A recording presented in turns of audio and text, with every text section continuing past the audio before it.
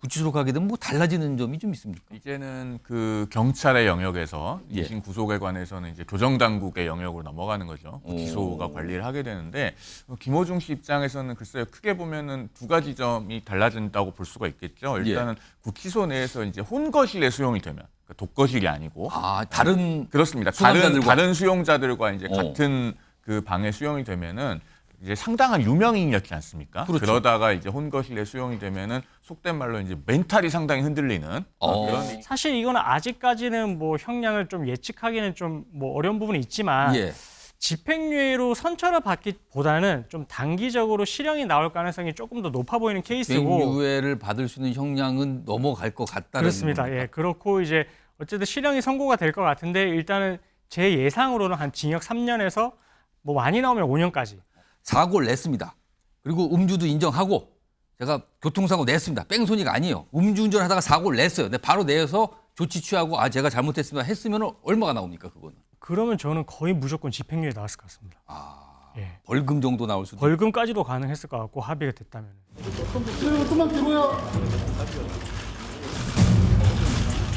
남은 조사가 또 있으면 성실히 받도록 하겠습니다. 죄지은 사람이 많이 필요하겠습니다.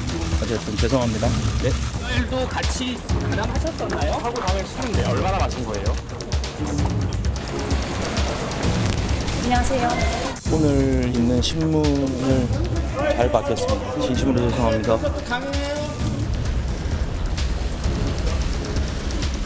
혐의 어떻게 소명하셨습니까? 죄송합니다. 반성하겠습니다. 죄송합니다. 검찰 성취하고 따로 하실 죄송합니다. 끝나고 말씀드리겠습니다. 죄송합니다. 자, 여러 가지 논란을 낳았던 가수 김호중 씨 오늘 경찰에서 검찰로 이제 사건이 넘어간 겁니다. 이 사안이요. 그리고요. 유치장에서 구치소로 이렇게 장소의 변화도 생겼는데요. 화면 좀 보겠습니다. 자, 보시면요. 지난 21일 경찰 출석, 그리고 24일 구속, 영장 심사 출석, 그리고 오늘 검찰로 송치. 이 정도면요. 사실은 추락입니다. 트바라오티 이런 별명 받아서 굉장한 인기와 명성을 얻었지만 지금은 완전히 반대 방향으로 가는 그런 모습입니다.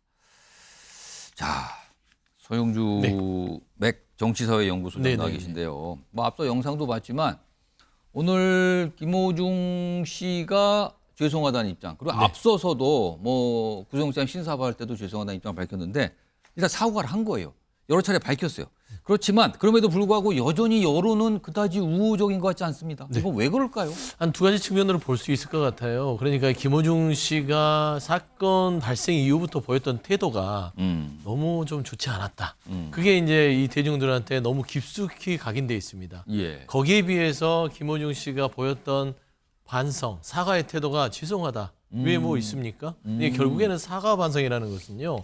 받는 사람의 입장에서 해야 되는 것입니다. 예. 내가 죄송하다 했으면 나는 사과한 거야. 예. 나는 반성한 거야. 이런 태도로는 이번 사태에 대한 본질적인 어떤 그런 반성의 태도로서는 인정받을 수 없는 게 아니겠느냐라는 것이고요. 저는 이제 두 번째는 이제 그 김호중 씨를 아낀다는 열성 팬클럽의 영향도 있다고 봅니다. 그러니까 이제 팬클럽에서 자꾸 뭐 여러 가지 입장을 내잖아요. 예. 그게 공식적인 입장 아니더라도 김호중이 무슨 잘못을 했냐. 뭐 정치인 누구는 잘못하고 있는데 왜 우리 김호중만 이렇게 가혹하게 하느냐. 이런 것들이 또 국민적인 반발을 주고 있지 않는가. 이 두 가지가 복합적으로 작용되면서 여론이 좀 차가운 시선이 여전히 차가운 것 같습니다. 그러니까 김호중 씨가 보였던 그 자체 모습, 여기에다가 팬들이 보여줬던 팬덤에서 나타났던 모습, 이게 겹쳐서 지금 어떤 전반적인 비우호적인 이런 상황이 된 거 아닌가, 뭐 이런 건데요. 송영우 변호사 나와 계신데요. 지금 유치장에서 구치소로 이거 뭐라 그럽니까? 이감이라 그럽니까? 뭐 넘어갔어요. 장소가 바뀌었는데 구치소로 가게 되면 뭐 달라지는 점이 좀 있습니까? 이제는 그 경찰의 영역에서 2심 구속에 관해서는 이제 교정당국의 영역으로 넘어가는 거죠. 구치소가 관리를 하게 되는데 김호중 씨 입장에서는 글쎄요 크게 보면은 두 가지 점이 달라진다고 볼 수가 있겠죠. 일단은 구치소 내에서 이제 혼거실에 수용이 되면 그러니까 독거실이 아니고 다른 그렇습니다. 수감자들과. 다른 수용자들과 이제 같은 그 방에 수용이 되면은 이제 상당한 유명인이었지 않습니까? 그렇죠. 그러다가 이제 혼거실에 수용이 되면은 속된 말로 이제 멘탈이 상당히 흔들리는 그런 일이 있을 것 같습니다. 그러니까 우리가 일반적으로 구속이 되면요, 구속된 첫날 밤에 그 5만 가지 생각이 다 든다고 하는데 그래도 경찰서 유치장 같은 경우는 사회와 단절됐다는 느낌이 조금 덜 들긴 합니다. 구치소는 이제 정말 내가 그 수감이 됐구나라는 느낌을 받기 때문에 그런 점에서 좀 차이가 있을 것 같고요. 그다음에 이제 그 안에서의 생활도 유치장과는 당연히 많은 차이가 있죠. 뭐 방송에서 제가 길게 설명드리기는 어려운데 그러니까 1단계로 일단 유치장에 구속이 되면서 본인의 태도에도 좀 변화가 있지 않았습니까? 아이폰 비밀번호도 뭐 일부는 제공했다고 하고 또 일부 혐의를 이렇게 인정하는 태도도 보였는데 앞으로 이제 그 구치소로 가게 되면은 더 어떤 심경의 변화가 생길지 그런 부분 한번 지켜볼 대목이 혹시 되겠습니다. 구치소에서 독방 지금쯤이 뭐 정해졌을 때 독방을 사용할 가능성도 있습니까? 글쎄요. 과거에 이제 정치인들 중에서 그런 배려 아닌 배려를 받은 사례들이 있기는 한데 김호중 씨 같은 경우에 어떤 특별 대우를 기대하기는 어렵고 법과 원칙에 따라서 수용돼야 되지 않을까 그런 생각이 듭니다. 여기 보시면 뭐 위험운전치상, 도주치상 이건 저 시청자 여러분들 많이 들어보셨을 거예요. 이게 이제 뺑소니와 관련된 거고, 그다음에 사고 미조치 역시 이거 관련된 건데 그동안은 범인 도피 방조인데 이게 교사로 바뀌었다 그러고요. 음주운전 혐의가 추가됐다고 합니다. 이경민 변호사, 하나는 추가된 거고 하나는 바뀌었어요. 이거 좀 어떻게 좀 봐야 되는 겁니까? 일단은 그 구속이 될 때까지만 해도 얼마 정도의 음주를 했는지 여부에 대해서는 조금 이제 진술이 이제 나오고 있었고, 그래서 그 부분에 대해서는 이제 구속이 되고 나서 경찰 입장에서는 추가로 수사를 하겠다 이렇게 이제 밝혔었거든요.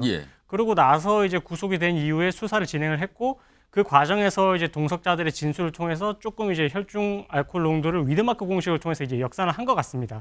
그렇게 해서 이거는 이제 어쨌든 도로교통법에서 이제 음주운전 수치로서 처벌할 수 있는 그 정도 이상이 된다라고 판단을 한 것 같고, 그래서 이제 경찰 입장에서는 어느 정도 혐의가 있다라고 봐서 일단은 음주운전 혐의를 적용을 한 거고요.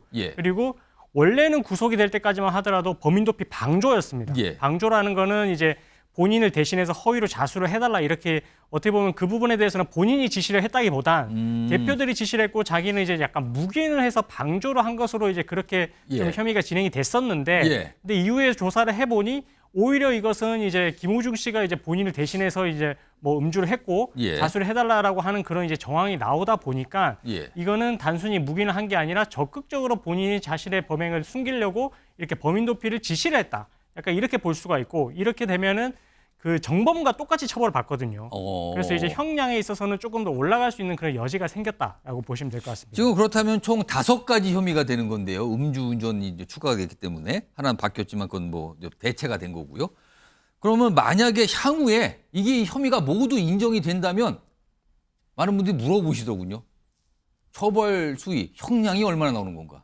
이 5개가 모두가 인정이 된다면 이거 어떻게 어느 정도 예상됩니까? 근데 사실 이제 뭐 위험운전 치상죄가 가장 이제 형량이 높고 상한은 15년이라고 규제되어 있어가지고 규정되어 있어가지고 사람들이 15년형이 다 선고되는 거 아니야 이렇게 조금 놀라시기도 하던데 상한 그러니까 최대치가 맞습니다. 15년. 그래서 뭐 최소는 1월이고요. 어쨌든 최소는 1년이고 이제 최대가 15년인데 어쨌든 이게 이렇게 5가지 혐의가 모두가 유죄가 인정된다면 이제 범죄 자체가 실체적 경합범이라고 해서 가중처벌이 되거든요. 가중처벌이 되고 아까 15년형이라고 했던 부분도 2분의 1이 가중이 되면 결국 7년 6개월이 가중이 돼서 최종적으로는 22년 6개월 이하의 형이 선고가 될 수가 있습니다. 근데 이제 그 모든 게 이제 인정이 된다고 해서 그 최고형이 선고가 되는 것은 아니고 그런 건 아니겠죠. 이 사람이 뭐 이 동종 범죄의 전과가 있는지 그다음에 뭐 피해자와 합의를 했는지 뭐 이런 부분들까지 종합적으로 고려를 해서 이제 결정을 하게 되는데 사실 이거는 아직까지는 뭐 형량을 좀 예측하기는 좀 뭐 어려운 부분이 있지만 집행유예로 선처를 받기보다는 좀 단기적으로 실형이 나올 가능성이 조금 더 높아 보이는 케이스고 집행유예를 받을 수 있는 형량은 넘어갈 것 같다는 그렇습니다. 그렇고 이제 어쨌든 실형이 선고가 될 것 같은데 일단은 제 예상으로는 한 징역 3년에서 뭐 많이 나오면 5년까지 그렇게 좀 나올 것 같습니다. 이거는 가정입니다. 만약에요. 김호중 씨가 지금 사고를 낸 거잖아요. 근데 그 이후에 그 모습이 없었다고 전제해 보겠습니다. 사고를 냈습니다. 그리고 음주도 인정하고 제가 교통사고 냈습니다. 뺑소니가 아니에요. 음주운전 하다가 사고를 냈어요. 근데 바로 내서 조치 취하고 제가 잘못했습니다 했으면 얼마가 나옵니까 그거는? 그러면 저는 거의 무조건 집행유예 나왔을 것 같습니다. 벌금 정도 나올 수도 벌금까지도 가능했을 것 같고 합의가 됐다면은. 입이 키운 거군요. 결과는. 맞습니다. 알겠습니다. 가정을 좀 해봤습니다. 현실과 좀 다르긴 합니다만. 자, 이런 가운데요. 지금 음주 관련해서는요. 그동안 김호중 씨 측에서 말을 바꿨다. 이거 계속 지적받잖아요. 화면 좀 보겠습니다. 이렇게 달라졌어요. 김호중 씨 측에서 지금 처음에 이제 설명이 나왔어요. 음주운전을 절대 하지 않았다. 술잔에 입만 댔다로 바뀌었어요. 그랬다가 다시 아니 이게 뭐 소주 폭탄, 소폭 한 2잔 최대, 소주는 한 서너 잔, 다 해서 한 소주 기준으로 10잔이네. 이렇게 바뀌었죠. 근데 지금 음주운전 적용됐잖아요, 지금요. 하나 더 보겠습니다. 그리고 경찰이 이제 위드마크 방식, 이것도 많이 익숙해지셨죠, 시청자 여러분도? 뭐 아무튼 추정을 하는 거예요. 운주량, 체중, 성별 등 고려해서 시간, 경과 이것까지 따져봐서 역주산해서 숫자를 대충 짐작을 하는 거거든요. 그래서 오늘 음주운전 혐의 추가됐는데, 근데요, 송영훈 변호사, 과거에 이렇게 위드마크 방식으로 해서 음주운전 이런 거 혐의를 적용해서 뭘 했는데 재판 가서 인정이 안 된 사례가 많이 있었다면서요, 이거는. 그게 제가 지난주에 우리 방송에서 말씀드렸던 코미디언 이창명 씨 사례입니다. 2016년에 이제 음주 후에 사고를 일으키고 그 당시에 이제 예. 전신주와 충돌을 했죠. 그러고서 현장을 벗어났다가 시간이 좀 흘러서 나타났죠. 예. 그러고서 이제 미드마크 공식에 의해서 혈중 알코올 농도 역산을 해서 기소가 됐었는데 음주운전 부분은 1, 2, 3심에 걸쳐서 모두 무죄를 받았습니다. 그때 왜 그랬냐면은 6명의 사람이 동석해서 41도짜리 소주 5병을 나눠 마신 것까지는 수사기관이 입증을 했습니다. 예. 그런데 그들이 각각 얼마를 나눠 마셨는지, 그러니까 정확하게는 이창명 씨가 얼마나 마셨는지에 관해서 관련자들의 진술이 일치하지 않았습니다. 그러다 보니까 음주량을 정확하게 입증하지 못해서 이창명 씨에 대해서는 당시에는 이제 0.05%가 기준이었거든요. 0.05%에 못 미칠 가능성을 배제하기 어렵다라고 해서 무죄가 나온 사례가 있기 때문에 예. 경찰도 이런 판례는 알고 있는 것이고 예. 그러니까 이번에 그런 결과가 나오지 않도록 아마 입증하기 위해서 많은 노력을 기울였을 거로 생각이 되는데요. 예. 앞으로 재판에 가면은 어떤 증거와 진술들을 확보했는지가 공개가 될 테니까 이제 그때 보면 알 수 있을 것 같습니다. 이경규 변호사, 이거 이번에 어떻게 될 것 같습니까, 이거? 사실 조금 저거는 이제 재판부에서 심리를 더 해봐야 되는 부분인데 관련자들의 진술이 지금 일관되게 나오는 걸 전제로 해서 그 사실관계가 확정이 됐을 때 이게 변동사항이 없을 때 위드마크 공식을 딱 적용을 시켜가지고 재판부 입장에서 아 이게 신빙성이 있다 이렇게 예. 보거든요.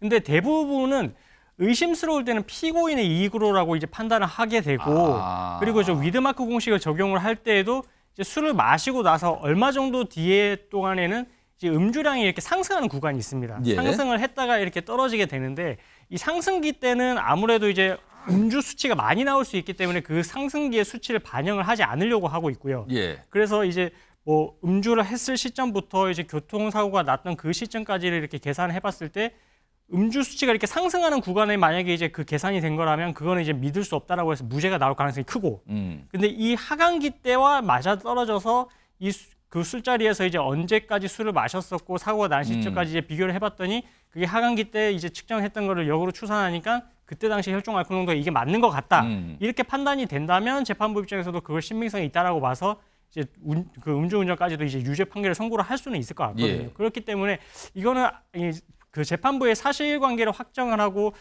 판사의 자유심증을 통해서 이제 확정을 해야 되는 부분이라서 지금 단계에서 섣부르게 이게 막 음주운전 혐의가 적용이 됐기 때문에 무조건 유죄가 나올 거야 이렇게 좀 판단하기는 어려울 것 같고 아까 송 변호사님께 말씀하셨던 것처럼 여러 가지 변수가 또 생길 우려가 있어서 예. 그거를 한번 이제 재판 과정을 좀 지켜봐야 될 것 같습니다. 이거는 굉장한 쟁점이 될 수 있다는 거네요. 재판에 기소가 돼서 만약에 재판이 가고 이제 진행이 되면 굉장한 쟁점이 될 수 있는 부분이 바로 이 부분일 거라는 건데.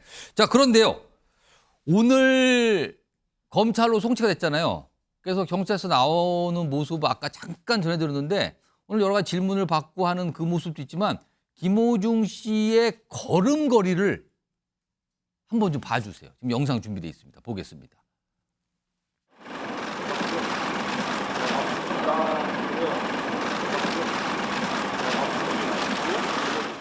음주운전 혐의 추가됐는데 혹시 사고 당시 만취 아니었다는 입장 입장하신가요? 죄송합니다. 매니저한테 데리다서 부탁한 적 없다는 입장은 그대로신가요? 소주 10잔 마셨다는 입장도 그대로신가요? 이경규 변호사? 지금 보면 약간 뭐랄까 비틀 아니면 절뚝 약간 이런 모습이잖아요. 근데 앞서서 경찰은 김호중 씨의 평소 걸음걸이 영상을 전문가에게 뭐 분석을 의뢰했다 이런 얘기도 나오는데 아마 그게 이제 음주운전에 관련된 혐의에 뭔가 의심스러운 거를 보기 위해서 그런 것 같은데요. 이거는 근데 김호준 씨는 뭐 평소에도 저렇게 약간 좀 비틀하는 모습으로 걷는다 이런 설명도 지금 전해지고 있는데 이건 어떻게 봐야 됩니까? 사실 뭐 여러 가지 지금 음주를 했다라는 의심 정황들이 이제 있는데 그 중에서 이제 저거를 지금 탄핵을 하려고 하는 부분은 예. 그 대리운전 기사를 부르고 나서 그 차량을 탈 때 약간 비틀거리는 모습이 있었거든요. 그래서 그 부분의 모습은 본인이 원래부터 이제 다리를 약간 쩔뚝이는 그런 모습도 있었기 때문에 그 영상만 갖고는 내가 술 취했다라고 단정하기 어렵다. 이렇게 조금 탄핵을 할 목적으로 좀 주장을 하는 것 같고 예. 그 주장을 배척을 한다 하더라도 지금 당시에 뭐 종업원들의 진술을 통해서 술을 뭐 마셨다 이런 부분도 이제 진술이 나와 있고 예. 그리고 술을 얼마를 마셨는지 부분에 대해서도 관련자들의 진술이 있기 때문에 저 영상 지금 이제 저 신체 상태 그리고 그 영상에 대해서 믿을 수 없다라고 한다 하더라도 나머지의 증거와 진술 가지고도 조금 뭐 음주 상태에서 어쨌든 운전을 했고 사고를 냈다 이런 부분에 대해서는 입증이 좀 가능하지 않나 이렇게 좀 조심스럽게 판단이 됩니다. 그러니까 좀 가만히 보니까 이런 것까지 영상을 좀 분석해달라고 전문가한테 의뢰를 했다는 거 보니까 경찰에서 이거 음주 관련해서는 진짜 한번 제대로 한번 확인해 보겠다 이런 겁니까 지금 경찰에서는? 그 사실 이 사건에 있어서는 강남경찰서의 이제 수사관을 응원하는 댓글이 정말 많았습니다. 그 수사기관 내부에서요. 그럴 정도로 이제 김호중 씨의 그런 모습들이 수사기관의 공분을 좀 일으켰다라고도 볼 수도 있을 것 같은데 어떻게 보면 좀 약간 자존심을 건드린 것 같기도 하고요. 그렇기 때문에 뭐 이렇게 이제 혐의를 입증하는 데 있어가지고 역으로 동선을 추적하는 데 있어서도 정말로 빠르게 이제 세밀하게 이제 접근을 했고 그리고 이렇게 전문가의 감정까지 받는 것은 전문가가 진술을 하기에 뭐 이게 정말로 뭐 술을 마신 상태에 가깝지 뭔가 이제 뭐 신체 상태 때문에 이런 걸음거리가 아니다. 뭐 이런 만약에 진술까지 나왔다라고 한다면 더더욱 이제 확실한 증거로서 쓰려고 하지 않았을까. 그럴 정도로 경찰 입장에서는 면밀하게 이제 할 수 있는 방법은 여러 가지 총동원을 했다. 이렇게 보시면 될 것 같습니다. 방금 전에도 말씀드렸지만 이제 저런 모습에 대해서 김호중 씨는 앞서서 평소에도 약간 비틀거리는 모습으로 걷는다. 뭐 이런 설명을 내놨다고 또 알려지고 있어요.